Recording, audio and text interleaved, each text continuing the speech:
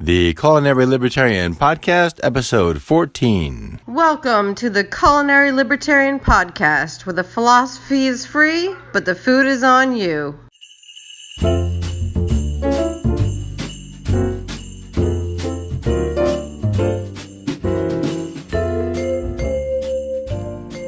Hey folks, Dan Reed here. Welcome back to the podcast. Happy to have you here. Happy to be here. Head over to my podcasts page, culinarylibertarian.com/podcasts, and find my social media icons as well as my YouTube icon. Also, head over to Apple Podcasts, find and rate the show, and please leave a positive comment. The more ratings and the more comments we get, the more people who find the show, and the more people who listen are the more people who get cooking. Also, please share the show on social media. If you like the show, please do support us through Patreon. My guest today is Kyle Mamounis, a biochemist. Kyle's educational background includes a BS in biology from Rowan University and a PhD in nutritional science from Rutgers, with the dissertation, The Metabolic Effects of Linoleic Acid versus Saturated Fat in Male Mice, Female Mice, and Offspring Exposed Maternally. Kyle currently has taken a position as a postdoctoral researcher at the biochemistry lab of Dr. Victor Davidson at the Burnett School of Biomedical Sciences, University of Central Florida. He has been on and had experience with rigorous diet regimes including vegetarian, vegan, raw vegan, primal paleo, a Jonas van der Planets, not Mark Sisson, raw paleo, which is raw meats, fats, and organs, and other diets. Kyle is presently unaffiliated to a specific diet and has, instead, a goal to formulate and present a comprehensive and contextualized view of nutrition and health science. Welcome, Kyle. Hey.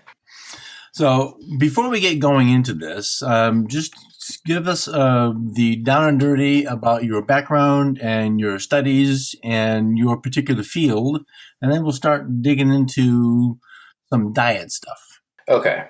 I became interested in diet pretty much when I started undergrad. I joined a leftist political group, and at least half of them, probably almost all of them, were vegetarians. So I became influenced towards that direction. And since I guess just have an analytical or curious mind or whatever, I read about it. And then I started reading about veganism, and I went down pretty deep into that. Like at some point I was just eating fruit, all kinds of strange diets. And then I decided to change my major to biology with the hopes of eventually doing nutritional research because I was so obsessed with it. And so I went through that process and kept changing my diets. I was on a raw milk, unpasteurized dairy thing for a while. I started eating raw meat. I went through a paleo phase, raw paleo. I was eating like raw organs and gobs of raw suet and all kinds of things. And then finally I went to graduate school to do a PhD in nutritional science, which I did. And that process and just going through and being able to evaluate scientific articles, and instead of just somebody saying this paper proves this, I would read it, read the methods, kind of understand it. It made me skeptical of, I guess, what we're going to talk about here, which is this whole like sugar question. That's pretty much like the short answer. Okay, well, aside from the vivid image of Hannibal Lecter, would it be fair to say that you, or at least the field of science, is necessarily skeptical of any of the results it finds, and part of science is reproducing what's been done to see if it's accurate, and then if it's not, going down that rabbit hole of just inquiry? Yeah, it's supposed to be, but more and more people get niches so that less and less people feel qualified or are considered qualified to question the results of other scientists. And there's a tremendous incentive to get things published. And I don't know exactly why, but positive results, like we showed this, are more publishable than negative results. Like we showed not this, even though they're the same thing in terms of like a discovery. Like we showed that this doesn't do this versus we showed this does this. So there's always this push to show something positive rather than showing something negative. And of course, we're not talking about morally speaking. No, I understand. I'm just, well, without going into a different show, it sounds possibly that there's a politicization, easy for me to say, of science. And that I think we can see with some of the things going on with climate change science. But I also think, just as the guy who is just the guy in my house, reading a study that says we found that this, to the positive, it's easier to act in the direction of this does this thing than it is to act in the direction of this doesn't do these things. It feels like you could be making a positive change for yourself by going into the light as opposed to the dark. Yeah, I think it's not that, there's no nefarious reason for it. It's just, it is human nature. Like people will say, oh, well, science is about disproving a null hypothesis or whatever. But in actuality, the way humans tend to operate mentally is they want to prove something. They don't want to disprove a negative. So even though everybody learns, oh, the scientific method is, you come up with this hypothesis and then you come up with testable predictions that could disprove it. So you're trying to disprove it. And then if you fail to disprove it, you support it, but everybody in practice, what they're actually thinking is, how can I show my theory, my idea is right? That's what they're actually thinking on their day-to-day, designing experiments and stuff, and the way they write their papers. Okay, so let's talk a little bit about writing and talk about publishing. Of late, we've seen Nina Teichel's book, The Big Fat Lie, was out a couple of years now, but it's gained, I think, some new popularity, and I'm nearly done with it. I also know that there's a guy, I forgot his name, who's got a book out about sugar now is the big bad guy, although he's not the first, because the Mythbusters, the Brennans, they had a book out 20 years ago or so. So I think there's an easy thing to want to find the bad guy. The bad guy's fat. Oh, sorry, we're wrong. Oh, the bad guy's sugar. Well, so this is something that you've been studying. So let's talk a little bit about fat in the diet. We'll get to sugar in a minute. So sources of fat may not all be equal. We have animal fats, we have fruit fats, which olive oil, avocados, grains, which we call vegetable oil, which they aren't vegetable oil. It's corns, canola oil, which to me is just poison, or sunflower oil. So the challenge in the fat world is, how does a person who's trying to live healthy, which is question one, what is healthy? How do we make, tough question. How do we make a decision? How do we know which fat is a good fat? Yes, good question. Do you remember that guy that was on the Tom Woods podcast? I think he was has a French accent. He was a doctor, and he said that the definition of healthy should be from a praxeological perspective, like that the body can do what you want it to do, or something like that. I do not. Yeah, it was interesting because the medical definition is something like that there's no abnormal, everything's functioning normally. But by that definition, a blind man could never be healthy, even though a blind man would say, oh yeah, I'm healthy. Like he's just accepted, okay, my eyes don't work. But, and likewise with any other kind of permanent, that person could never be under if you cracked open a medical textbook, the definition of health would be something like everything is operating in a normal parameters. So even that is like a strangely philosophical question. But so fatty acids, how basic do we want to get here? You're talking to me. I mean, I fancy myself moderately intelligent, but when I watch the videos, I'm like, well, hang on a minute. This is kind of above my head. So just guy on the street level. All right. Okay. I am pretty much mostly pro saturated fat, which a lot of people are these days. I have a few reasons. One of them is really simple. Mammals. So the reason why, beef fat or, any of those ruminant animals like goats or sheep or whatever, and dairy fats. The reason why they're high in saturated fat is because their body produces saturated fats, and we do too if we eat carbohydrates. Same with pigs. Like a pig that's fed slop and a lot of carbs, it will have a lot of saturated fat in its fat depots. And it's the same thing with the human. So if you give most mammals carbohydrate substrate, they'll use some of it for energy, they'll store it for glycogen and all the other stuff, and some of it they make fatty acids out of, and those are saturated, always. Occasionally they'll make some monounsaturated fats with it, but it's by and large like at the 16 carbon and 18 carbon stearic for storage and for energy. So right off the bat, if saturated fat was bad, it would be really, really strange for the body to highly preferentially produce that de novo out of carbohydrate and de novo lipogenesis. So it seems like if, the fatty acids in vegetable oil were healthier, why haven't we evolved to produce those? And then outside of that, so animals have mostly saturated fat, and plants, especially plants in cold climates or cold water fish, have a lot of polyunsaturated fat. And one of the reasons is that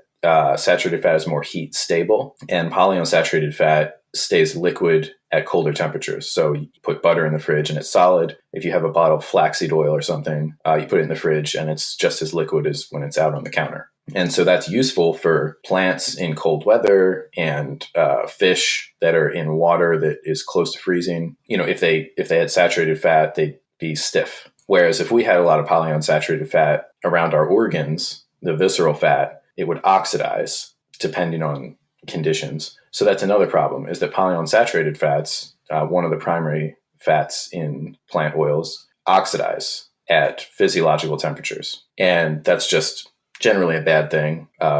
Most people are aware of that. You don't want a lot of oxidative byproducts in the body. It gets more complicated from there. How's that? That's excellent.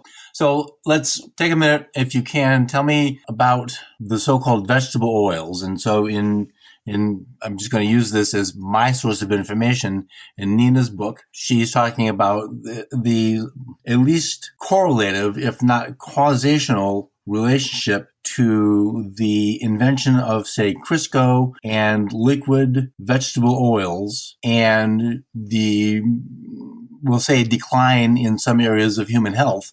Human health has decreased as the quantity of trans fats and liquid fats have increased in our body. So one of the questions I'm asking you is that for real? Is she right? Is she partly right? Or is this just completely correlation and no causation?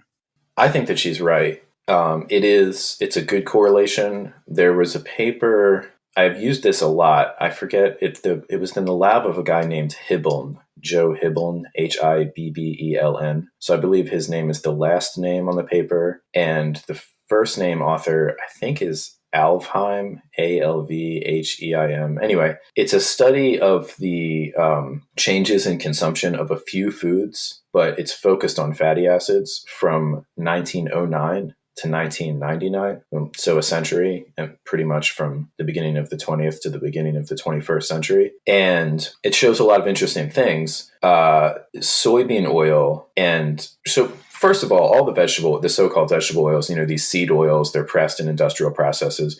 It doesn't really matter which one you're talking about, soybean, safflower, canola. There is a high oleic version of canola where it's kind of like a mix between vegetable oil and olive oil. That I would consider that less bad. Linseed is flax. That has more omega-3, but it still has a lot of linoleic acid. So linoleic acid is the big fatty acid. And so this paper shows like the percentages of linoleic acid as a percentage of calories.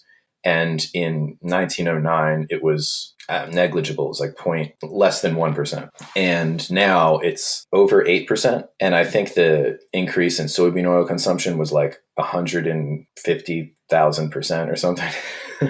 And I mean, you're starting very, very low, so you can really get big numbers that way. And also, for example, over a similar time period, sugar consumption has only increased 60%, which is big. But, to put it in proportion, people were still consuming a smaller but not negligible amount of sugar in the turn from the 19th to the 20th century, whereas they were consuming pretty much none of these industrial seed oils. So the correlation is extremely strong in the sense that it was really not present before things like heart disease. They were considered really rare, and it really followed that when the seed oils came in, those things started to become more common. And outside of that, and at the same time, this same paper also shows that all the sources of saturated fat, like beef, dairy fat, butter fat, have gone down in consumption. And to me, that pretty much destroys the argument that saturated fat could be causing the problems, because it's been going down. So if something, correlation doesn't equal causation, but anti-correlation cannot possibly support causation, Like if you're saying this thing causes this and that thing was going away, it's pretty good evidence that it didn't cause that. Well, it seems, at least now, I think that maybe there's a two-pronged problem here, or maybe even bigger, because I'm old enough, and everybody who's hearing this is old enough to remember, and still even today, we're just inundated with low-fat foods. It's still proudly displayed on labels of packets of food, and that's part of the problem. Number one is packets of food, but we've been told for so long, don't eat eggs, eat margarine, not butter, eat liquid oil, not solid oil. And it sort of just becomes part of your culture. And it's very hard to stop thinking like that. So thinking that a New York strip or a sirloin or any kind of a beef fat is healthful is just counterintuitive to what we've been told. So it's hard to understand that, and I'm grasping with that. But I will tell you, having cut out a lot of liquid oil, I still use extra virgin olive oil because I like the way it tastes, and I have this perhaps incorrect idea that it's a better choice of oil than the corn oil or anything else, because I know how it's made. I talked to somebody who makes it. It's just you squeeze the heck out of it, and that's your extra virgin olive oil. When you get into the pumice and the light, then you're getting into other processes of actual processed oil, and then you actually know better, in my opinion, than canola oil or anything else that's heavily chemically extracted. Yeah. Well, olive oil is definitely better because it has a lower percentage. It has a lower contribution of the polyunsaturated fatty acids and a greater contribution of the monounsaturated and saturated fat. That's why olive oil will thicken. It won't solidify, but it will thicken in a refrigerator. I don't know if you've ever noticed that. It gets cloudy, especially the really pure stuff, really good stuff. Because a lot of the brands, they cut their, so-called olive oil with the cheaper oils. There's been a few scandals. So, but real deal olive oil will cloudy up in a refrigerator. Real vegetable oils, like soybean oil, corn, stuff that's just labeled vegetable oil at the store, that will not cloud up at all in a refrigerator. I'm not even sure what it would do in a freezer. That'd be an interesting experiment. I think I've actually done that, not intending to, and I think it gets cold. It doesn't freeze. Yeah. Which is good for fish, right? So certain very deep living fish. And also real quick, so the difference is, just so that everybody understands, so the saturated fat, right, is it's called saturated because, let's see the easiest way to explain this. Each link in the chain of a fatty acid, so it's called a fatty acid chain, has a carbon. So it's a carbon-to-carbon linkage. And then each one of those carbon usually forms 4 bonds. And so 2 of the bonds are taken up by the carbons in front of it and behind it, except for the last one and the first one, but the ones in the middle of the chain. And so there's 2 other open bonding opportunities for these carbons. And when they're saturated, that means that they are maximally bonded to hydrogens. So that would mean there's 2 hydrogens on those 2 free slots. And monounsaturated is when one of those carbons, instead of being bonded to a carbon in front of it, behind it, and then 2 hydrogens off to the sides, is bound to 1 hydrogen off the side and has a double bond, which means it shares twice as many electrons with one of its carbons, either the one in the position in front of it or behind it. And all polyunsaturated means is that more than 1 carbon in that fatty acid is doing that. And what this does, that's what makes it oxidizable. So if you have these double bonds spaced out with a single bond, 2 carbons bonded singly, then doubly, then singly, then doubly, That's called conjugation. And for reasons of organic chemistry that I'll try to stay as far away from as possible, there is an ability for something called a resonance structure with the shared electrons. And all that means is that something that wants to come in and take away electrons from that carbon that is in between a conjugated double bond can do so at a much lower energy input than if that carbon was surrounded by all saturated bonds, saturated carbons. And that's what allows that to happen. So the more polyunsaturated a fatty acid is, the easier it is to oxidize, so heat damage and all that stuff, to the point where even just your internal body temperature is enough, especially if you have iron in certain places, that catalyzes this reaction to abscond away with one of those, with electrons and a hydrogen, take away a proton and put an oxygen there. So was that sufficiently untechnical?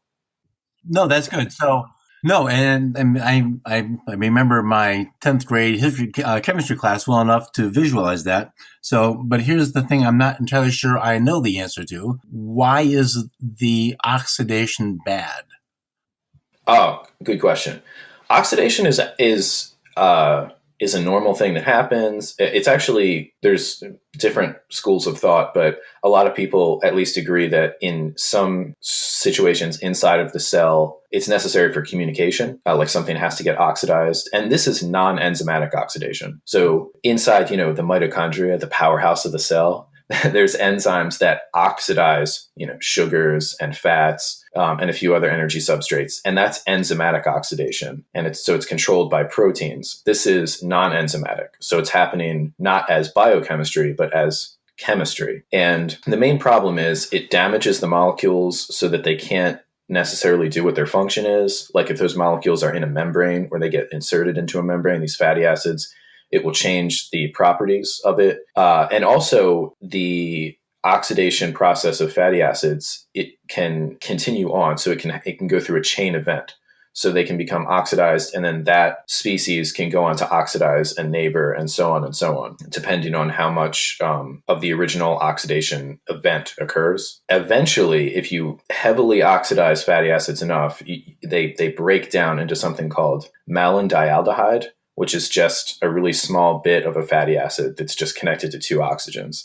And that is super damaging. And that's actually how I think horse stress is tested by malondialdehyde levels. So it's kind of like a general pan toxin. Oxidation tends to be just bad for everything. It makes molecules not work the same way. And specifically for this heart hypothesis, if you have, the LDL cholesterol, the so-called bad cholesterol. So specifically for that condition, it used to be cholesterol was bad, and then it was, okay, we figured it out. It's LDL is bad. But what ends up happening is you've got these. So what LDL is it's a lipoprotein. So it's actually a bunch of proteins, and they're complexed with a bunch of lipids, so fatty acids and cholesterol. That's why it's called cholesterol. It's actually mostly not cholesterol. Now, it has a membrane, and there's protein on the outside, and there's also fatty acids on the outside. If the fatty acids on the outside of the membrane of this LDL molecule are highly oxidized, what will happen, and this has been demonstrated experimentally, is that macrophages, which are cells that go around and look for infectious, things to gobble up, things that are not self, they will identify this molecule as not self, and they will take it up, they will phagocytize it. And when they take up enough of those, the macrophage will die and become what's called a foam cell. And wherever it is in your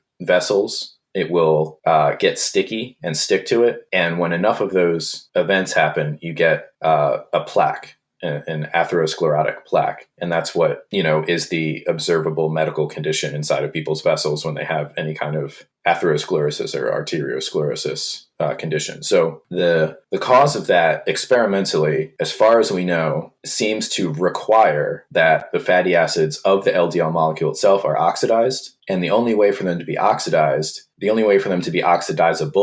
non-enzymatically at physiological temperatures, so just in the body, you can oxidize saturated fat if you want to light it on fire, but inside of your body, the only way for it to happen is if those fatty acids are polyunsaturated, because of that resonance structure of the conjugated double bonds allows for a low temperature oxidative attack on the alpha carbon. And that's okay. So we'll stop there. No, but this is gold as far as I'm concerned, because now it's becoming fairly obvious that the liquid oil is, as far as canola and corn and possibly peanut, although I admit I use peanut oil in my deep fryer. That one's in between too. So it's kind of like olive oil is the least polyunsaturated of the liquid oils. I also think macadamia nut and then peanut is next. And then the canola oil that they bred to, it's called high oleic. That one is somewhere around there. And then after that, they're all pretty much the same, like regular canola and all the seeds. Yeah, I don't buy regular canola anymore, and I don't buy any of the seed oils. I'm going now with butter, and when I do chicken fat, and I save my bacon fat, and so I'm just trying to make better choices, because these are not things. I mean, it's a complicated explanation, but it sounds like a necessary explanation. And again, it goes to that counterintuitive. If the cow fat looks like the stuff in my arteries, obviously it's the cow fat that's in my arteries. But that's obviously not, it's clearly not the case, although getting there isn't as easy as a 20-second soundbite, and it requires some thinking, and we don't do that anymore. Yeah, I mean, and they, you know how people are given, because the other funny thing is, so cholesterol is in these plaques, atherosclerotic plaques, and there's a bunch of stuff in there, also calcium. And so for a while, and they still do this, they give people calcium blockers after they have heart attacks. And there's a few reasons for that, but one of the main reasons they started doing that, and they was like, oh, look, there's calcium in these plaques, so cut out calcium. But if you know anything about cell physiology, that's insane. Like calcium is, if you didn't have calcium, you would instantly be dead. Like if you could become deficient in calcium, you would not be able to move or just do anything. So it's kind of, it's a weird thing that happened medically. And it's very, I don't like to use these kind of terms like hippy dippy stuff, but like it's an overly mechanistic or machine perspective on the body, like, oh, look, we found this object at the scene of the crime. So this object must have caused it. So we'll just cut out the source of that object getting to the body, as if the body isn't producing, it's a very, very simplistic thinking model. So it seems either correlation and not causation, or just flat out sloppy science, but that's accusatory, and we don't want to do that yet. We'll save that for next year. Yeah, I mean, it's about as good thinking as that garbage men showing up at your house make the garbage be there. Like, is that kind of, there's a lot of like funny examples, but yeah, like a kind of, if you didn't know any better, like say you got up every morning and you didn't know this, you didn't know how the world worked, and you didn't see people take out their garbage at night. You just woke up and you saw the garbage truck coming around, and then you look in your neighborhood and you see garbage outside. You could very easily think that they're putting it there, or that it's just there because, you come up with a lot of like incorrectly directional causative hypotheses about that. And that's basically what's going on, or went on, like in the 60s and 70s and 80s with heart health and the fat and cholesterol hypotheses. Well, it certainly sounds like it from all of the, I'll use the word propaganda we get. Yeah, it was official state science as well. In fact, I think it still may be. We seem to be busting through some of that. So let's talk for a second about carbs. Carbs, so carbs is a funny thing. So I know at least this much, that there's protein and there's fat, and pretty much everything else is a carb. Yes. So a potato and a peanut and a stalk of broccoli is a carb only because it's not protein. Well, maybe not with the peanut, and it's not fat.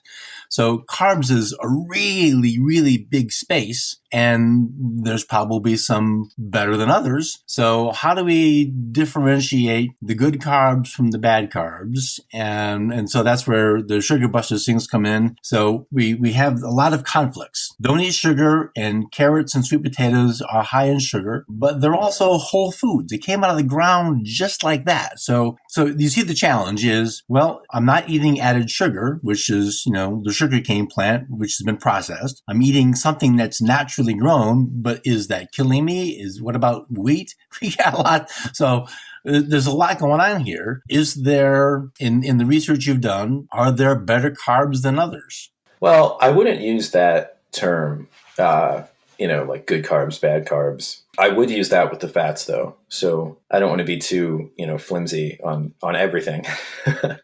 I do think that vegetable oils are just generally bad for humans to eat. As far as the carbs, so first of all, what makes a carbohydrate is the only difference between that and a fatty acid is that it's a carbohydrate. So it's got oxygens and hydrogens bound to the carbons instead of just these hydrogens. So it gives it a different property. And at the end of the little chain, they also tend to be shorter molecules, is something that can act as what's called an active group. So they're more reactive, and not necessarily in a bad way, but they require less energy to start to use as energy, but they also hold less energy. So a fatty acid is denser. So when your cell goes to, for lack of a better term, burn it, it requires more of a startup process. It's a slower process. And then you harvest a lot of energy out of it. Whereas a sugar molecule is smaller, it gets going sooner, but you don't get as much energy out of it. So you got your sugars, which is just one or two, I guess three sometimes, individual units together. And so that would be, glucose is the basic energy currency in the blood. That's it's what's called a monomer. It's just a 1,6 carbon unit. And then sucrose is 1 glucose and 1 fructose bound together. And that's what gives you sucrose. Of course, fructose is similar to glucose. It's 6 carbons, but where the oxygens are a little bit different. And that makes it this big boogeyman. And then you get... Why is it a boogeyman? It's the boogeyman because when, the industrial process, I guess at some point the technology became economically viable, maybe in I think late 70s and through the 80s for mostly corn to be digested chemically into fructose and, high fructose corn syrup, which is still a mixture. It's about, I think high fructose corn syrup is anything from 55% fructose, which would leave 45% for the glucose, all the way up to, some of the industrial processes, like they try to develop processes that boost up the fructose because they want to use it for a sweetener, and fructose is more sweet than glucose. So the ratio, the higher you can get it, the less you have to use. I think they can get up to maybe 80%, 80-20 fructose to glucose. And of course, sucrose is actually a bound together molecule of fructose and glucose. So that's always 50-50. So the theory is, okay, it became economically viable to start using high fructose corn syrup, which has more fructose per glucose than regular sugar, like the kind you get out of sugar cane or sugar beets. And that does correlate fairly well with the rise in obesity and sugar handling diseases like diabetes. And so everybody's pointing their finger at fructose, doing some experiments and showing that, fructose behaves a little bit differently than glucose. And maybe this is the cause of that. So you want to keep talking about fructose? Well, no, we can go on. I personally have some reservations about high fructose corn syrup, just because of some of the things that I've read, and I avoid it in the foods that I buy, partly because sugar's in every damn thing anyway, and I'm pretty sure that we eat as Americans anyway. I don't know about. I've never been anywhere else. I think we probably eat far more sugar than would be healthy, which whatever that means. But so I'm working hard at cutting easy sugar out. So I don't buy things with high fructose corn syrup. I have one kid who, and I admit I do like cold cereal. I've been eating cold cereal my whole life. My one kid still loves it. The other one, we're eating eggs with cheese and bacon for breakfast instead. And I actually feel a little bit better, and I can't get the little one quite on board with the eggs yet. She she's eating cereal and a fruit. And so I was like, well, I can either decide that the fruit is just more sugar, or I can say, okay, well, at least it's something that came off of a tree. It's an orange. She likes oranges. She likes apples. She likes pears. I'd rather her have the fruit than the bottle of fruit juice, which to me is just mainlining sugar. So part of the reason for these podcasts that I'm doing is in learning about diet is to have, I've been in food my whole life, but I've been on the cooking side of it. And now I'm on the taking care of the people around me side of it. And I think I've been misinformed. So I'm working to correct that to some degree and make choices today to try to build habits. I'm not going to fix health tomorrow, but what I really want to do is give them some, I hope, better eating habits. So when when they're adults, they're going to make better choices. Yeah. My oldest one, man, oh man, she's got my sweet tooth. She can eat a donut in about 2 bites and would be happy to do it. And I like donuts. I like sugar. I like cakes and pie. I like that stuff more than I probably should. So it's an effort for me to not do that. And so I want to know, as much as my little brain can comprehend, what are these things doing? And that the fact that it's everywhere. Yes, I recognize it's economically affordable, but that doesn't mean it's beneficial to me. Right. Well, first of all, donuts and cakes and stuff, they have a lot of fat in them as well. So that's like a point of contention. People say, oh, fat is a problem, sugar is a problem, and then they'll point to sweets. And the same, one person from the one side or the other will point to the same food and say, oh, look how much sugar is in this cake. I don't disagree with you, but I think now that opens another problem. The homemade cake, and I only use butter for my cakes because margarine is just damn Napoleon. Oh yeah. But there are people who are going to go buy a butter flavored Crisco and just it's like, oh my God, have some trans fat, will you? So if you're making your cake with butter, okay, at least it's marginally better.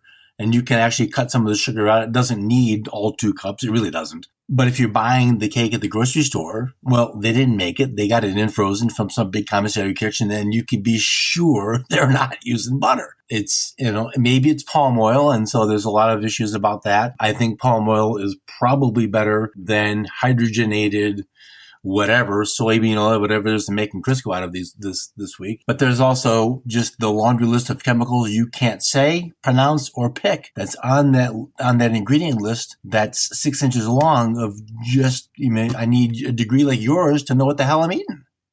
Right. All right, let's go back to carbs. First of all, just to round out carbs. So sugars are these simple molecules. They're the things that taste sweet. And then you have starches. That's the 2 main classes. There's a few others, but in terms of human nutrition, the 2 main classes are sugars and starches. Starches are mostly just glucose molecules linked together in a very, very long chain, like hundreds, even thousands. And it's not sweet, or at least it's marginally sweet because you don't break down these glucose molecules into monomers in your mouth when you're chewing a starch. Maybe a few single pieces of glucose will break free. And so sometimes, a starch will have a little bit of sweetness to it. But for the most part, the ability to taste sweet in your mouth, it can't detect, these big long chains of glucose molecules as sweet. It detects them as these other flavors, this whatever the starchy flavor is in the food that you're eating. And of course, there's all the other food molecules in there that are causing flavors as well at the same time. And then those get broken down into just simple glucose molecules and absorbed the same way as any other sugar would. And paradoxically, they will actually raise your blood sugar faster than sugar because, they'll raise, when people say blood sugar, they mean blood glucose. And so since starch is 100% glucose, it's just all glucose. Now, occasionally there'll be something else thrown in there, but normal starches are all glucose. Whereas sugars are usually 50% or less glucose. You're getting more glucose. It digests a little bit slower, but that's made up for the doubling of the glucose. So on the glycemic index, something like white bread or pasta, I'm not sure about potatoes, but those kinds of things are actually more or higher on the glycemic index than candy, because the fructose from the sugars gets taken up quicker. It gets taken up by the liver in a different process that isn't insulin dependent. And so it clears the blood quicker, and it's also not in the glucose form anyway. So if you were to just test your blood glucose, it doesn't pick up the fructose. Now, some of the fructose does get converted to glucose, but that's getting into more complicated physiology. And that brings up an interesting point, which is at the turn of the 20th century, from the 19th to the 20th, before insulin was discovered or the process to make large enough quantities of insulin for therapy for diabetics. And, back then, pretty much all the diabetics were the type 1 diabetics, the kind whose insulin producing cells were killed by what appears to be an autoimmune response that just targets their cells for destruction, the beta cells of the pancreas.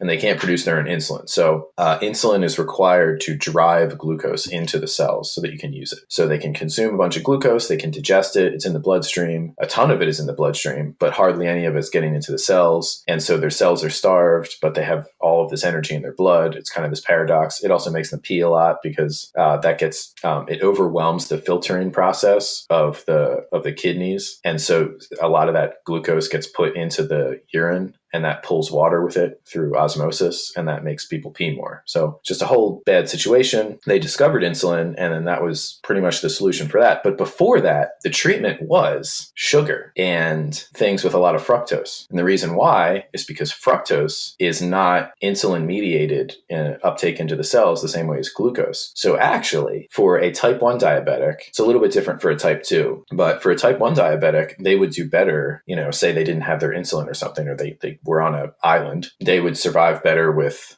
fruit and like table sugar and candy and stuff like that than they would with bread and potatoes and stuff like that. Which I thought was very interesting because, there seems to be this idea like sugar causes diabetes, but it was actually a treatment. Like doctors gave patients sugar to good effect. I mean, it wasn't a total reversal of the symptoms, but they would have more energy. They would pee less. They wouldn't be ravenous all the time as much as when they were trying to eat a normal diet that was higher in glucose and lower in fructose. I knew a fellow when I was in high school, well, junior high, that he was a type 1 diabetic, and he ended up dying at 20, very young. It was overwhelmingly sad. It was just unbearable. But he was like the first friend I made in my new town, and he was a type 1 diabetic, and you had to have like something, candy bar or something around just in case Jimmy was going to get into a seizure. This is how you fix him. Yes. So that wouldn't work if it was like a slice of bread. So that's why that is, it's not just the sugar per se. It is the sugar in the sense of sugar as a mixture of fructose and glucose, but it's just carbohydrates per se would not bring somebody out of a hypoglycemic shock if they were an insulin dependent diabetic, but fructose may, depending on how advanced they get. At a certain point, the only thing that could help is a direct blood infusion of insulin, I think, along with sugar and sodium to help. Let's continue on the sugar thing, because you've got those 2 videos I watched. So one of the things that has come up, and in just some of the reading that I've been doing, is this idea of insulin resistance. So first of all, is it bad? And 2 so we've talked a little bit about sugar in the standard American diet. Certainly as empty calories, it's not good because you're not getting any nutrition out of it. But I'm going to ask a really broad question, which might technically be incorrect, but is sugar responsible for, or what part does it play in insulin resistance? And what the heck is insulin resistance? The first question, is insulin resistance bad? That is very difficult to answer. The inability to use sugar in your cells is definitely bad. That's what, a type 1 diabetic experiences. At a very basic level, it's contrary to life or health at all, right? So you want to be able to use these energy molecules, that we're all familiar with as foods in your cells for energy. So to the extent that insulin signaling is required for that. And there's a little bit of a question as to whether if your cells are in a really healthy state, they don't require as much insulin signaling as otherwise. That's a little esoteric, but for the most part, yes, insulin resistance is bad. And what insulin resistance is you have insulin in your blood, but it's not decreasing your blood glucose. It's not driving the glucose in your blood into your cells for use. And the reason why is because your cells at an individual level, and different cells have different reactions to insulin. Some are more naturally more insulin sensitive than others, and they have different thresholds. Like the liver will not take up glucose from insulin at lower levels, but it'll take it up at higher levels because it doesn't want to compete with the rest of the body. So normally there's varying levels of sensitivity depending on which tissue in your body you're talking about. But somebody who is called an insulin resistant or a type 2 diabetic, they have a situation where their pancreas is, as far as we can observe, fine. They've got the beta cells that produce insulin and they've got the alpha cells that produce glucagon. Both of those work normally. And in response to their blood glucose from a meal going up, their pancreas will produce insulin. The problem is that doesn't bring the blood glucose down. And so you have insulin and it's not doing its job. And on a really close to the cell level, people do these experiments saying, oh, look, it can't bind to the insulin receptor, or it binds to the insulin receptor, but the downstream signaling pathways, all this molecular, like everything has an abbreviation, like it's alphabet soup stuff, like this molecule signals this one and it has this cascade effect. Very, very complicated and really kind of beside the point, medically speaking. It's something in that chain of events that insulin comes in contact with a cell, that cell ends up taking up and using more glucose, that gets messed up. So I gave that one talk in 2016 about being wary of people's obsession with becoming a fat burner, that was somehow like the superior state of man, ascendant state, versus being, a lowly carb burner, so a plebeian carb burner. And, people thought it was interesting or whatever, but I heard this phrase bandied about all over the place as if it was self-evident, which is that sugar causes insulin resistance. It's just, as if gravity causes things to fall to the earth. And I thought about it, and it doesn't make any sense when you really, really get to the molecular physiology of it, because all sugar is, now if we're talking about table sugar, fructose and glucose. So talking about glucose, which would be in sugars and also the primary or total constituent of starches, that stimulates the pancreas to produce insulin, and then it gets taken up. And the more glucose there is, the more your cells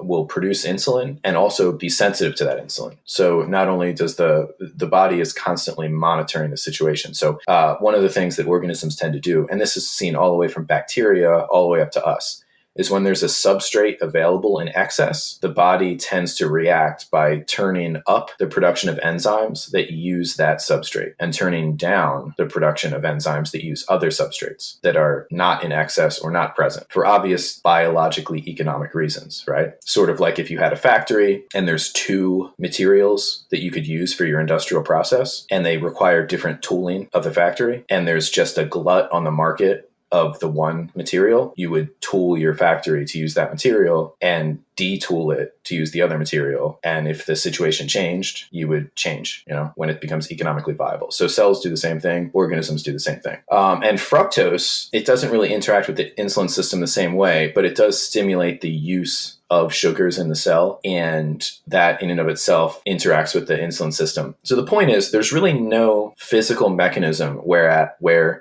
from the consumption, right, from your mouth through in your gut, the absorption gets into the blood, gets into your cells, goes in, whether it's in the liver, the muscle, anywhere. There's really no physical basis for where in that process those sugar molecules or those carbohydrates damage your body's ability to sense insulin and to respond to it with the physiological responses. That's like the broad way of explaining, I went into a lot of detail in that talk, the 2017 AHS talk, because there's certain claims like it does this, it does that. And there's just a lot of weird wordplay. Like they'll say, the problem is that when you're insulin resistant, you can't take up, like I said before, the cells can't take up glucose because they're not responding to the signal from insulin that would tell them to take up glucose. But then on the other hand, they say, and then the glucose, goes into your fat cells and becomes fat, which, is talking at cross purposes because that's an insulin dependent reaction. So clearly, if your cells, whether they're fat cells or any other cells, are taking up glucose, and in this case, producing fatty acids and then eventually triglycerides for storage, and that's what becomes, body fat. That's an insulin dependent process. So there's a few kind of word tricks that don't logically make sense in the story. And there's no smoking gun of, oh, look, in the body, fructose or whatever has this interaction with, say, the insulin receptor that makes it not work right. There's just nothing like that. The only thing there is that those molecules stimulate the insulin system to work more. There is the one argument that fructose gets taken up by the liver preferentially, and if certain things happen, you can end up with the liver storing some of that fructose, making it into fatty acids. And so people say, oh, and then you get fatty liver. And fatty liver does mess up metabolically, the ability to interact with the insulin system in certain ways. But that's really not, the fatty acids that end up getting stored in the liver are mostly dietary fat. They're not, the same thing with adipose as well. If you, people have done experiments by putting isotopes on the carbons of either dietary fat or carbohydrates and following where those things go in people. And most of the fat that becomes body fat is not fat made from what's called de novo lipogenesis, which can be produced from carbohydrates, but just the dietary fatty acids themselves getting ushered into your fat cells and becoming your body fat. So that's my main counter to the claim. And then there's all of these, alternative views of what may or may not be happening. And also there's a very good reason for people to think that, quote, sugar causes insulin resistance, unquote. And the reason is that sugar and any kind of carbohydrate, but specifically sugar, exposes insulin resistance in the sense that, if you have a healthy young person and you give them sugar, sometimes they might get hyper or something, but they don't get fat, a lot of somebody with a healthy metabolism. But somebody that does not have a healthy metabolism, if they eat a lot of sugar, they'll gain weight. And if they measure their blood sugar, it will go up and it'll stay up for a while. And there's a big temptation to say that the sugar is causing that. But that's kind of like saying, I don't know, if you went to the gym or something and you tried to lift a heavy weight and you couldn't lift it, that the weight was causing you to be weak, but it's really just that you're not prepared. So people that have a compromised insulin system will not be able to metabolize carbohydrates of any sort as well as people that don't. And they might not realize they have a compromised insulin system until they might change their diet, or, as people get older, their metabolism tends to slow down anyway. And so an amount of sugar that they could have handled before will not be handleable in the same way. They'll start to gain weight. They might start to have sugar handling problems. Their doctor, it looks like you might be becoming pre-diabetic based on your fasting blood glucose from this visit, and they'll blame the sugar. But it could just as easily be that they are causing cellular damage from, as we discussed before, something like polyunsaturated fatty acids, which do have a physical basis of several ways that they can get in the way, both instantaneously and chronically over time through damaging, cell machinery to use sugars as normal. So my alternative theory is that, just as a society, the amount of these reactive, what I would call anti-metabolic, right? Plant fats that plants make, not warm-blooded animals. Warm-blooded animals do not make these fats. And I think that there's a good reason. And the reason is that they junk up the works. And, you've got people are eating sugar, they're getting older, they're storing these polyunsaturated fatty acids. They use them sometimes for energy. Some of them break down oxidatively and cause cellular damage. Over time, you get this, pre-diabetic, diabetic situation, and then people blame the sugar, and maybe that's just a bystander in the whole thing. Now, if you cut out the sugar, you will notice that a lot of the symptoms go away, right? If you drastically cut your carbs, your blood sugar will go down, your fasting blood sugar will go down, but you're not making your insulin signaling better. You're just taking away the need for it. So you're taking away the job that the insulin system wasn't doing that well, and now the insulin system doesn't have to work very hard. All the symptoms are gone, but you didn't really address the issue. You just, kind of like, there's the old school allergy reaction is, oh, avoid that thing. And then there's that new school where they say, oh, you go to what are they called? Like an allergenist, and you might get like little pricks of something that makes you allergic. And over time that can desensitize you to it. So it's that kind of a philosophy where, and this is just an idea, I am slightly agnostic on it, but it seems to me like the people that respond to, I was eating carbohydrates or I was eating sugars, I started having these blood sugar, glucose handling disorder symptoms. I cut out the sugars, they went away. It's kind of like that idea, like, oh, I was allergic to, strawberries. I cut them out. I don't have the problem anymore. Well, it might be possible that there's just something there that could be desensitized. Actually, I'm kind of torturing this analogy. I think you get the idea. Yes, I do. You sort of kind of talked about this, and I want to see if I can tease out a little bit different of an answer. Assuming that cells, for the most part, from person to person, function the same. Now, obviously, there will be people for whom that is not the case. A celiac disease person has a very real issue with the gluten and whatever the source of gluten is. Generally wheat, but it's in a few other things. So excluding people with very real issues, the strawberry allergy person, does one person on the keto diet have the same excellent weight loss results as another? Or is that a cell thing? Or can a biochemist dare tease out a panacea for everybody about good eating? Is that just too much to ask? It could be. So just to be clear, I was in the low carb camp. Like when I started graduate school, and so from, I'm going to say 2008 until 2000, either late 2011 or into 2012, so probably around 4 years, I was on some version of a low carbohydrate diet. And for most of that time, it was that crazy raw meat diet, which I say crazy. I mean, maybe it's not crazy. I don't know. It certainly gave people pause.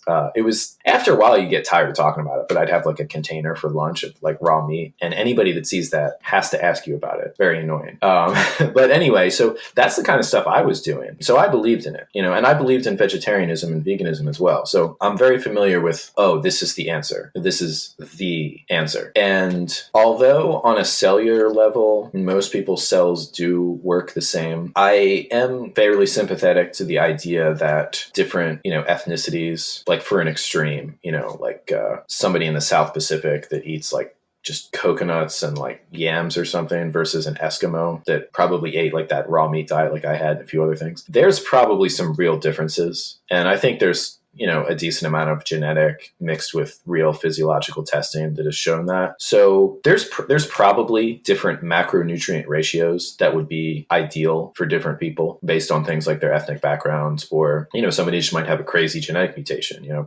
There's people that can't handle protein very well because their urea, the process to deal with the toxic ammonia that gets released sometimes when you metabolize protein. Some people that gets messed up, and if they eat a really high protein diet, they can just die. So that's, so there's people with rare things. And so I think all that is very real, but you'll see, and that's really the problem with diet gurus, is there's just a big incentive for, say somebody who's like 30 years old or under, okay, and they look really good, but, they might look good on any diet. And, they work out, they're, just personally attractive, they speak well, and they're on this diet and they say, oh, it's great, this will work for everybody. That's really not, somebody, who cares what they have to say? I would take much more seriously somebody who is like 55 and was fat, and like lost a bunch of weight. But even that person, that's just that one person. And yeah, keto undeniably, like the vast majority. Now, there are some people that it does not work for. Like I have met, in this process of like giving talks and them ending up on the internet and stuff, I have been contacted by plenty of people that did not get good results on weight loss, or they felt like crap, or they lost weight and then gained it back, or they lost weight, but they felt like crap even though they had lost weight. All of those different variations, people that it just, the panacea that they were looking for was not there for them on a low carb or a keto diet. And what's really common is that happens maybe after 2 or 3 years, something burns out for them. So given that, I'm not too much of a fan of extreme diets. I think that, if somebody wants to experiment with something like that, you can lose weight that way. You can lose weight on a low-fat diet as well. You have to go pretty low in fat. There's kind of these magic ratios. I think for carbs, it's maybe if you get carbs to like under 100 grams a day, maybe less than 30% of your calories total, you get some pretty good effects. And then, of course, the more you go, the faster that'll happen. For fat, you really have to get like below 10% of your calories to get really, really rapid weight loss. But you will actually get that. That's been shown clinically in, scientific studies over and over again, is that when you hit the fat percentage that low, you will trigger a lot of weight loss, similar to when you have a very low carb diet. So they are similar. Well, my first question is, okay, fine, you've lost a lot of weight, but what harm have you caused your overall general health? You've lost weight at what expense? And obviously that's individually answered, because again, not everyone's going to be the same, but suddenly I'm seeing this weight loss as not net neutral, that the loss of weight might come at a greater expense to something that I can't see and not necessarily measure, and it doesn't impact my day-to-day feeling. If I feel, my back doesn't hurt, my joints are good, I feel good, generally I think we are in tune with our bodies, but there's certainly lots of things that could be going wrong that I don't perceive. And this is, that's everybody who ever had cancer. This isn't the thing that I'm asking you to answer. This is just an observation that weight loss at the expense of, say, muscle tissue density or bone density, that sounds like it's probably a bad choice. Right. Yeah. And yeah, the question would be, if what you're doing is healthy, why would those metrics, which are pretty universally associated with health, like bone density and muscle density and the health of muscle fibers, why would they be going down? That's a bad sign. Yeah. So this is a big if, but do we dare suggest an eating regimen that might be Plautus's moderation in all things? Well, not all things, not moderation in all things. Well, yeah, I don't believe in moderation in like the seed oils, like we could just cut those out. It seems to me, at least, that connecting the variety of the spice of life, so some carbs, some fat, some bacon, some butter, have the sprinkles on the donut. Yeah, to the extent that you can. If you go out to eat at a restaurant or something, whatever. So excluding the people we sort of excluded before, the celiac, the allergic to things, it sounds like Also, and this is a really real point, I actually think that stress, like people that stress about their diet, because I've been, like I said, I got into this early college. So I was like 19. I'm 34 now. So I've been like on the internet about this and watching people age and get messed up worrying about their diet, I think, more than eating a crappy diet. Now, some people, maybe if they're particularly sensitive to something, they could mess themselves up on a crappy diet more. But like the average person should not, like, stress is just as bad as bad diet. So that's another reason that I don't recommend extreme diets for everybody, or even just as like a first stab at something, because it is easier to stick on an extreme diet in a certain kind of way, right? Because you really feel like you're doing something and it's clear what you have to do. The rules are clear. And the fact that it's difficult kind of makes it feel more noble. But it's not, that maybe it's more noble to do something that is more challenging because it requires moderation. It requires more nuance. So I have recommendations of negatives in the sense of cutting things out. So we talked about the vegetable oil. Excellent point. So that's, yes, those seed oils, let's eliminate those. There's a few other things that I talk about that not many people do. One of them, you talked about weird ingredients in processed foods. One that a lot of people don't talk about are the gums. Yeah, there's like xanthan, and I forget them all, but yeah, there's like a dozen of them, and really half a dozen of them are common. And then one that's really common, the agar one, that's usually listed as carrageenan.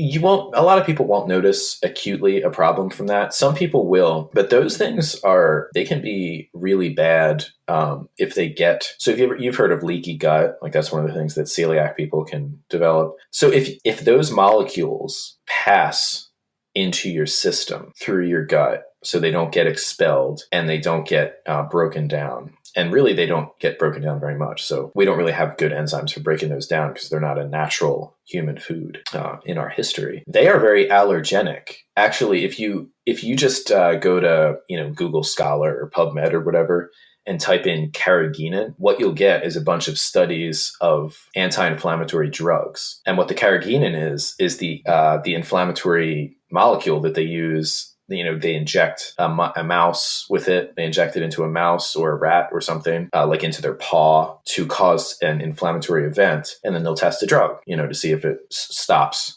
reduces the inflammation or cuts it out entirely. So those things are not benign, even though the government has basically, put them in a category of total benign. So I try to avoid those gums, like if you look on, everything from, like if, like cottage cheese, I think there's a brand called Daisy that's just, dairy and that's it. And a lot of other brands, they just have, cause it makes things, smoother. It allows things to keep a pleasant consistency on the shelf longer. So little things like that. Let's see. So, and then getting into positives. So there's some things I recommend that people don't like to try, but I always evangelize for eating liver. How much do you eat liver? Well, I don't eat it anymore because nobody in my house, my children wouldn't even consider it. I'm almost you gotta hide it. Convinced my wife would never try it.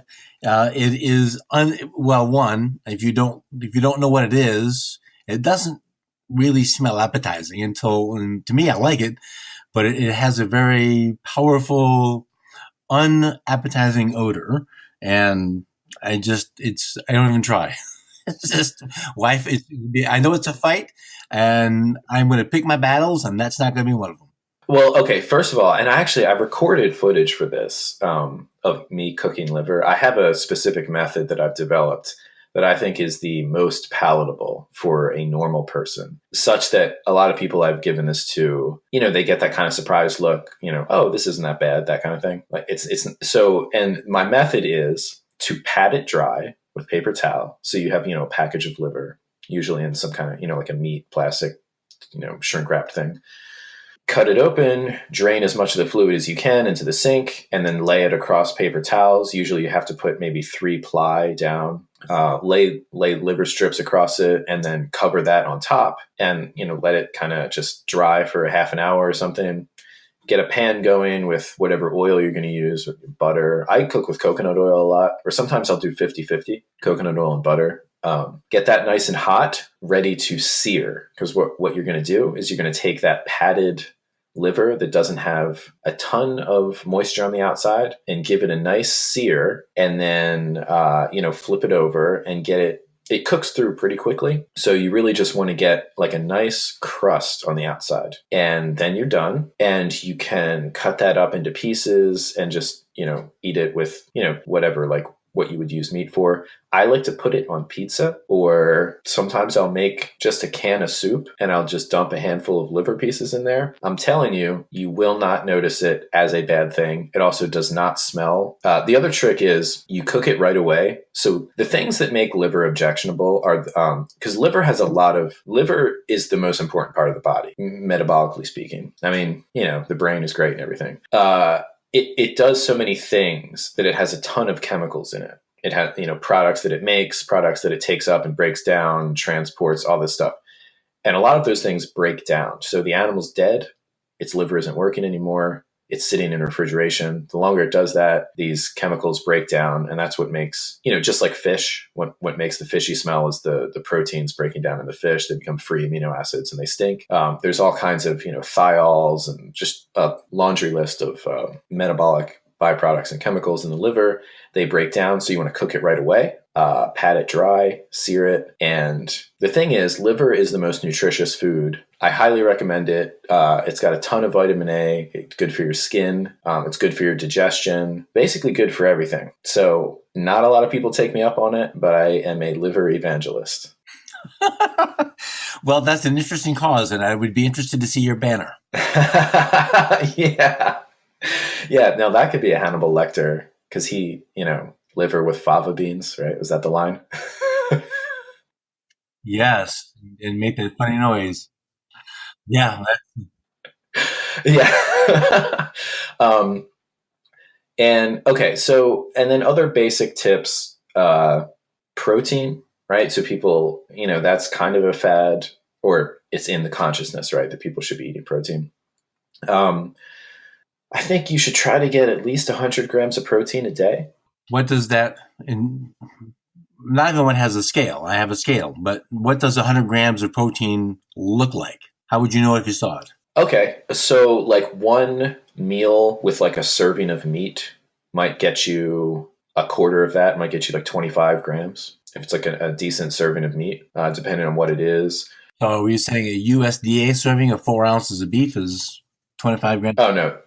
That's a little like bigger than that. Okay. I would have to look at it. I don't really count when I'm eating too much. I like one easy way to visualize it is, people will take protein powders like whey protein or different types of protein, and they'll come with a scooper. Those scoops are usually they're pretty universally used in all the different products. Those have about like usually 15 to 20 grams of protein in them. So it's like maybe, I don't know how big those are, like 3 tablespoons or something. But that's pure protein. Yeah, you just gotta pop it into like Chronometer or something. Do you know that website? I do not. Oh, it's great. I think you can use it for free.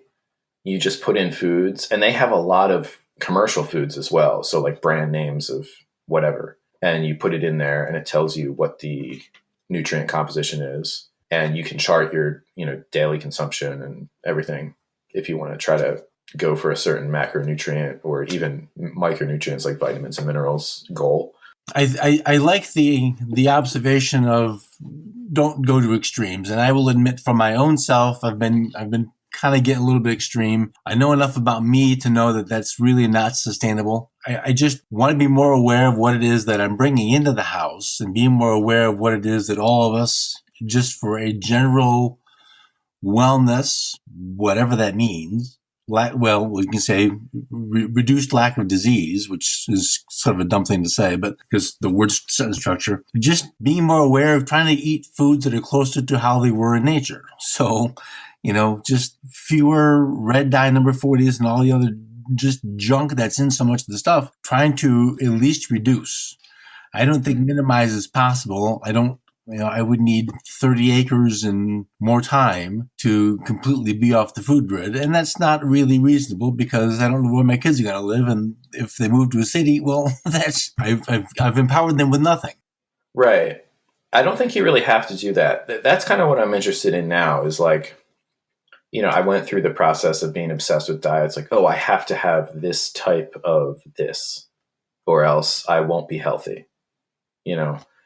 Like when I was consuming a lot of unpasteurized dairy, I was like, okay, this is really the secret here. It's like, yeah, I don't know that there is just a secret. There may be a secret for a person, and if it works great for that person, whether it's, I know that I've forgotten what the book was, but there's a group of people in California who are very much into the raw meat diet, the raw chicken and raw. You know what? If they're healthy and they're happy, well, I don't really have anything to say about that. But that's not a choice for me. That's not something I'm interested in. Just because I'm not interested in that doesn't hold an appeal.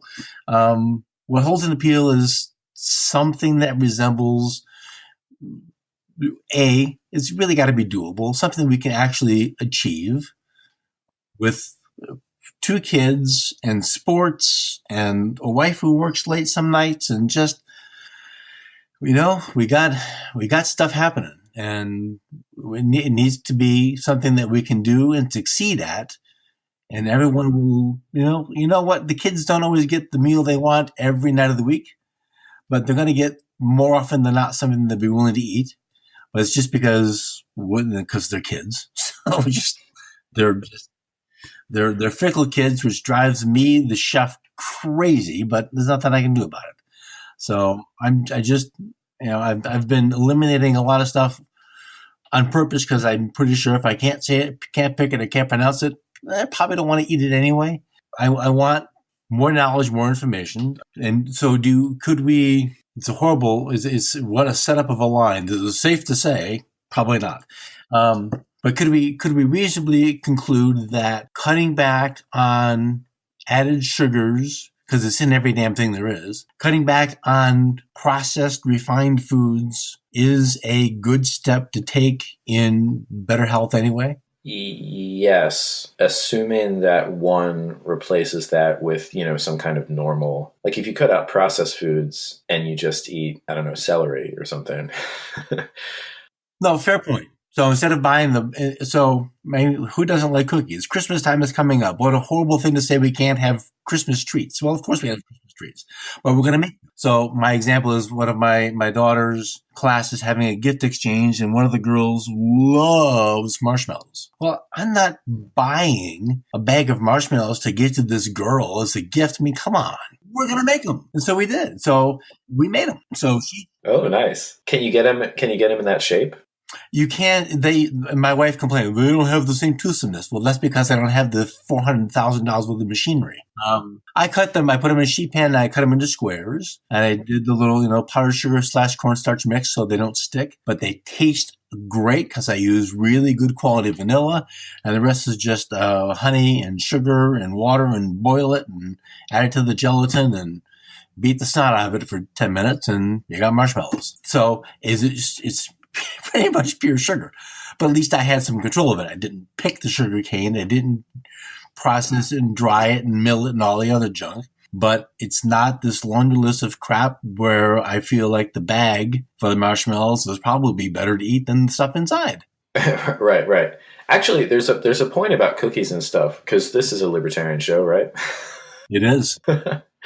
So I keep talking about the turn from the 19th to the 20th century, but that's, libertarians will know the importance of, that's like a little bit of coded language for, the progressive era entering. So another thing that happened is actually the, store-bought cookies and cakes and stuff. And I think even big brands, National Biscuit, before, they shortened it to Nabisco, they used a lot of coconut oil in their, quote, processed, unquote, foods. And what happened was the farmers entered the farm lobby. They wanted to get subsidies so that they could grow these big cash crops like soybeans and safflower and all the other things that make the vegetable oils. And so they did. So those crops are all subsidized. And that is one of the big reasons why those oils are what the companies that then make the processed foods with them that have fats in them, like cookies and cakes and salad dressing. Although salad dressing would be a little tough because it has to stay liquid. So that would have to be something like an olive oil. But still, that's not used because it's expensive. Everybody would rather have an off-the-shelf salad dressing that's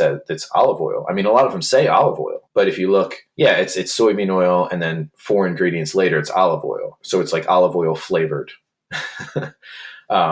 So that's an example, and a huge example, because I think without that push, that revolution wouldn't have happened, because, the same way with sugar beets being, tariffs and whatnot, protecting the domestic farmers from sugarcane, international sugarcane production, these seed growers that would then use the industrial processes to extrude the oils, they could never really get off the ground because that's an expensive process. And to just totally, they had to create all new factories to make that process. So it was not really like a natural thing, like what you said about olive oil. I mean, they were pressing olive oil when, Socrates was lecturing. You can do it with a couple of stones.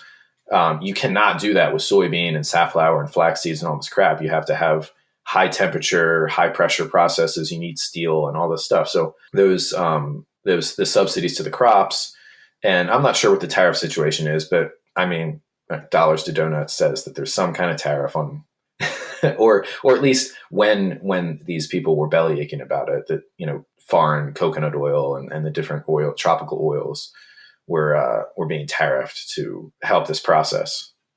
Well, Nina writes that, I don't know, so you're 34. Well, you may have been too young to remember, but when you went to the movie theaters, the ushers would hand out pamphlets saying that your popcorn has been cooked probably in palm kernel oil and it's poison and you shouldn't eat it. Soybeans put a huge lobbying effort into people not using palm oil. Yeah, I remember they called it, wasn't that like the anti-tropical oils thing? Yes. Yeah, I do remember that. I was very young. And I mean, they hit them hard and they're come back a little bit, but soy, that's another show, but that's soy is lots of reasons to not eat that. Oh yeah. Yeah, that's a big one. I mean, the oils are bad, the proteins. Well, the protein's kind of the best part about it. As far as vegetable protein goes, which is generally like a lower quality for human nutrition than animal protein, soy is okay, but it's not great.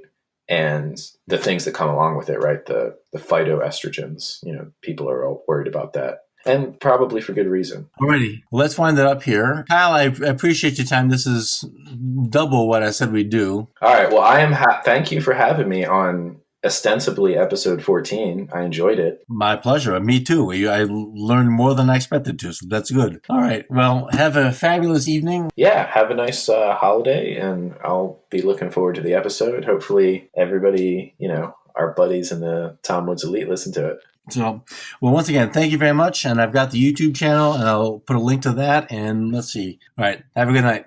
All right, folks, that's going to do it for today. You can get all of the show notes information and Kyle's YouTube channel at culinarylibertarian.com/14. Have a very Merry Christmas and a good week, and I'll see you next week. Folks, anytime is a good time for the gift of wine. Visit my affiliates at culinarylibertarian.com/wine for wine subscriptions for yourself, for your employees, or for your clients. And also check out some of the other affiliates for wine cellar needs and some charcuterie. culinarylibertarian.com/wine. Went about as well as I could have expected. And no, I mean, I guess you should have known you would have more information than. Yeah, I didn't take any notes. I just figured. That's good. I'm looking at it's an hour and 43 in, so I'm thinking this is going to be this might be a 2 episode. Well, we'll have to see how much gets cut out because we gabbed a lot. Based on your 2 videos, you did need to take notes. You're obviously extraordinarily well informed, far beyond the likes of people like me and probably 99.5% of Tom's audience, although there are some incredibly smart people in the elite. Yes. And people that disagree with me on these questions, which I welcome. Like I said, I'm agnostic. I'm not emotional about this. I just, I've been through believing wholeheartedly in diets, extreme diets. That did not serve me well. It, dominated my life. I don't think it was mentally healthy for me. I don't think it's mentally healthy for many people, or perhaps anybody. And I don't really think the results are that great. I think that, you don't have to cut out all fat. You don't have to cut out all carbs or all sugar. You can try tweaking things. You can try different experiments. If it's not working for you, don't let people on the internet tell you it's because you're not doing it right. If you feel like crap or your hair is falling out or something, don't let people convince you that you're detoxing. I talked to, he's a libertarian, but he's not Tom Woods Show Elite, is now and has been on keto for 3 or 4 years. He went from 500 pounds and numerous diseases to low 300s. And a lot of his diseases have gone away. Obviously, he's made a good choice for himself. He looks better. He feels better. He's not taking any more medications. So for him, that's spectacular. What a great thing. What a wonderful success story for him. Wonderful. Excellent. Good for him. That's great.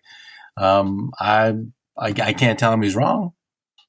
I'm not going to tell him he's wrong because he's living the example of his health has improved. His quality of life has improved. So where's the complaint? Yeah, that's a good point. And so I would never target somebody like that for like, some sort of a conversion. Like, well, actually, do you know that on a cellular level, like that would be ridiculous. Oh, well, a lot. I mean, he has read and read and read and read. I mean, he's not a scientist, but he is extraordinarily well informed, much more than just the average schmo who's stopping at the McDonald's on the way home and picking up a 6-pack of Bud. He's not just he has researched this and he's investigated it. He knows. I mean, like I said, for him that's great. I'm not really going to do the keto thing because I got to tell you the truth. I like my homemade bread far too much. I like Christmas desserts. I like Thanksgiving desserts. I don't really want to give that up. I don't want to deprive my kids of, a weekend dessert treat of pumpkin cheesecake or whatever we got. Mm-hmm. Yeah, and I'm here to tell you don't have to. That's my audience is people. Actually, I consider my audience people that are into the scientific angle of nutrition, such that they're, because a lot of people will not watch even like a 15-minute video about like they just want somebody to tell them what to eat and that's the end of it. So I like to talk to people that are interested in hearing at least a little bit of the reasoning, and perhaps people that have tried one of these, panacea, whether it's keto or if they were doing, a vegan diet or whatever it is, and that they're not happy with it and they still believe in it, or they're scared to give it up, or they've been, for lack of a better word, indoctrinated into thinking it's the only way to be healthy. I would want my audience to be somebody like that and to say, well, let me present you with the facts as I understand them, and then you can make your own decision. But, things like that. I would never go to somebody who's on a diet that I don't agree with, but who appears to be healthy and is happy with it, and tell them to get off of that diet. No, that's that is similar to the arrogance of the people who are on the diet who demand you do it too. Yeah, exactly. And it's projective. It's basically that's something that somebody who's not comfortable with what they're doing does. That everybody else has to validate it. Like I said, my beliefs. I don't really have I have a few beliefs like about things like vegetable oil that I'm pretty solid on. Everything else, I'm pretty flexible, and I really don't care if anybody agrees with me. I don't require any validation for them, and because of that, I don't, have to push for people. Although I do evangelize for things like liver, I don't end friendships, or I don't badger people over and over again about it. Maybe for some friends, I do. I do bug them. Something. Have you had liver yet? Oh, do you have anything you want to pitch? Oh, I have that YouTube channel. I don't know if do you have an area for like links in your? Yeah, I'll send you the link. All I have on there is that one cooking video. I sent it to you already, but this one is red curry oxtail with potatoes. I evangelize for those too. So joint meats contain a lot of collagen, which is, that's a fad right now too. I would try. We got a couple of problems here. I would change the meat just because the kids, just the whole idea of something that's not just a burger freaks them out. I'm going to have one on how to cook liver. And I told people I'd be doing it by now, but my plan with that is to have these little cooking videos, maybe some science videos, and also do a stream. Maybe I would try to do it once a week and take like a nutritional topic, maybe a popular science topic, something maybe a little bit political, like science in politics and science, or how what I mean, and talk about it. for some amount of time, half an hour to an hour or something like that. So yeah, I'll give you that channel link, and that's basically it. Because yeah, I do have that website, but I will relaunch it at some point, but it's not up right now. The problem with the curry, red curry, is because it's got red peppers in it, and a strange thing happened when my wife had the first kid, and it didn't go backwards on the second one.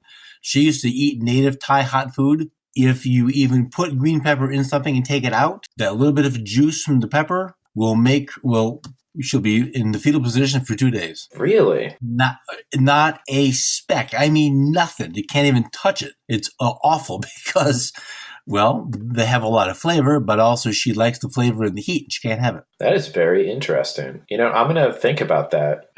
Can she still eat, how about like eggplants and potatoes? Not a big fan of eggplant, but she'll eat them. Potatoes, not a problem. It's not a nightshade. Okay. Yeah. So it's not a nightshade problem. Okay, because I see what I'm doing there. All right. Yeah. That's a really interesting little conundrum. And very unfortunate. Yeah, I love spicy food, not just for the heat, but the flavor that it brings from the peppers. Yeah. If you can find a solution to it, she'd be thrilled. But this is going to take more editing than I expected, which is not a problem. It's just it's focus intensive and deliberate. So probably, what day is today? 14. Probably I'll have it done, ready to be posted on Monday, Christmas Eve. Probably going to be episode 14, I think. I've lost track. I don't know how Todd keeps track of 1,300 episodes. Yeah. He probably doesn't have them off the top of his head. You know who does, though? Shout out to, I don't know. Well, yeah, but he wouldn't mind if I said his name. Ryan in the group. I talk to him sometimes.